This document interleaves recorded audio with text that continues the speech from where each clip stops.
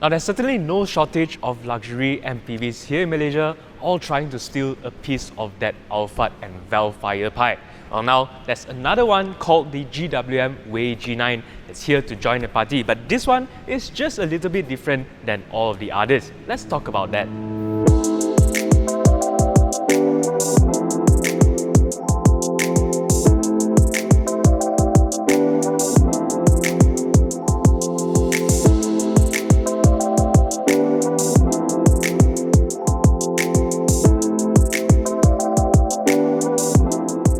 But first, you might be wondering, what is Wey?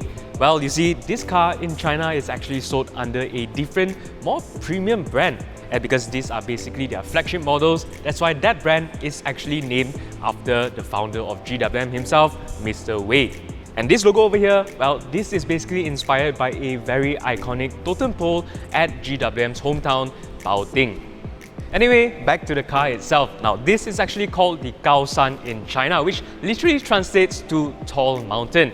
There are 3 variants on sale, numbered 7 through 9, basically denoting their short, middle and long wheelbase variants. But here in Malaysia, we'll be getting only the middle wheelbase variant to be called the GWM Wey G9. GWM Malaysia says the G stands for the bond of love that connects generations, and the 9 reflects wholeness and the dream of family unity. Let me know in the comments if you see what they mean. Anyways, this particular variant here measures almost 30 cm longer than the Alphard, and width-wise, it's also about 10 cm wider than the Toyota Alphard. So by all means, this is a very big car, which should mean more interior space. We'll go and check that out in just a little bit. But in terms of exterior design, you'll find highlights such as the massive waterfall light grille in front, LED lighting, this very classy looking 18-inch multi-spoke wheels, and also a very prominent full-width tail light at the back. And as you expect in a car like this, the tailgate and also these 2 rear doors are all fully powered. Now, you may have seen this car before previously at the 2024 Kuala Lumpur Motor Show, that time still called the Wey 80. But as you can see here, this car is actually very different to that car from before, because we now get the updated interior that was only unveiled in China earlier this year, making us the first market in the world outside of China to get this new look. In fact, we are the first right-hand drive market for this model itself, and also the first country outside of China to locally assemble this car. In the future, GWM Malaysia says that this car will be exported to neighbouring right-hand drive countries like Thailand and also Indonesia. The main change here is the new dashboard layout that now features 2 individual screens measuring 12.3 inch for the digital driver instrument cluster, and also a massive 15.6 inch touchscreen infotainment display in the center. The overall layout has been cleaned up and is now paired to the wood-like trims in the center console and the door cards, as well as this black Napa leather to, in my opinion, give it a much more upmarket and much more premium look. But the main highlight in an MPV like this is of course here in the second row, where you'll find 2 very comfortable captain seats, and there's also the physical controls mounted right here for all of your electronic adjustments, including something called the zero gravity mode that automatically reclines the seats to a more ergonomically relaxing position. And just check out this velvet roof lining. These seats here have ventilation and massaging function like those seats in front, and there are also this fold-out airplane style table over here for you to get some work done on the move, or maybe more appropriately have your meal and drinks on the go, because like all Chinese cars these days, there's also this massive fridge down here which GWM Malaysia says, and I quote, can store up to 6 Perrier water bottles on the upper level and 10 Coke bottles down here in the center, which means each of these passengers can have 2 drinks on the go. The fridge has a temperature range of between 0 to 50 degrees Celsius, so you can not only cool your drinks but also warm milk if you have a baby on board.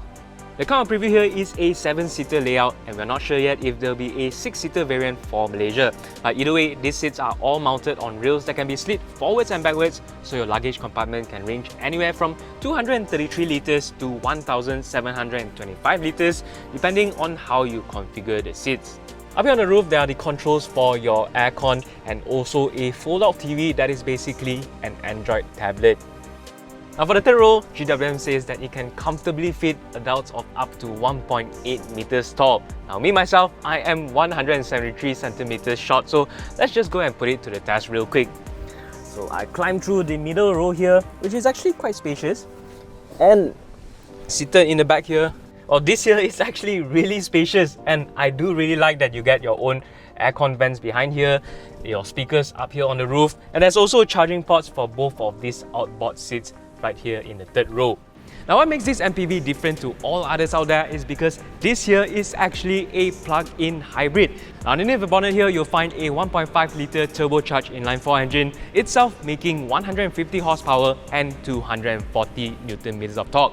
Now this is paired to two electric motors, one integrated into the 4-speed dedicated hybrid transmission and the other at the back on a e-axle.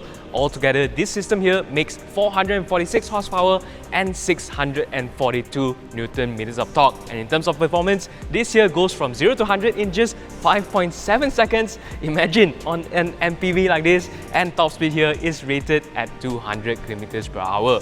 But then again, when you're driving an MPV like this, you probably don't care that much about performance. So what about range? Now, this car here, GWM Malaysia says can go up to 170 kilometers on pure electricity alone, juiced by a 44.2 kWh battery pack.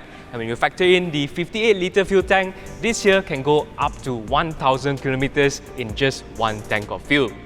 Now for charging, this car takes AC power of up to 6.6 kilowatts, which means a 15 to 100% charge takes around 6.5 hours. But more interestingly, this also takes DC power, which GWM says will go from 30 to 80% in about 26 minutes. Now they didn't really disclose its actual charging capacity, but if my maths is right, this should be at around 50 kilowatts of DC input. GWM says a key aspect to the Wei G9's design is safety. Now as usual, it has all of your usual advanced driver assistance features on board, but more importantly, the company says that safety is also built right into the vehicle's underpinnings itself. More than 80% of the chassis is built from high-strength steel, with extra reinforcement using ultra-high-strength steel in the A and B pillars. The load-bearing body design means the roof can withstand forces of up to 12 tons, and the battery pack also gets extra protection of up to 6 layers to prevent any thermal runaway and fires in crashes. In fact, the battery itself has also been subjected to 89 rigorous tests to ensure safety in all conditions. With all of these extensive safety features, GWM says the Wei G9 is a quote-unquote fortress for your family and has earned a full 5-star safety rating in the Chinese NCAP crash test. So, does the Wei G9 have what it takes to take on the Toyota Alphard and Vellfire? Well, that's actually one more thing that makes this car that much more appealing, and that is the price. While official launch pricing is not yet available, GWM Malaysia says this car is estimated to start from below 300,000 ringgit. And if you ask me, I think that is a lot of car for that money. The launch of the GWM Wey G9 will be happening in Malaysia before the end of 2025, so be sure to keep your eyes peeled as we bring you the latest coverage nearer to its launch. But for now, if you need more info on the GWM Wey G9, do log on to AutoBuzz.my.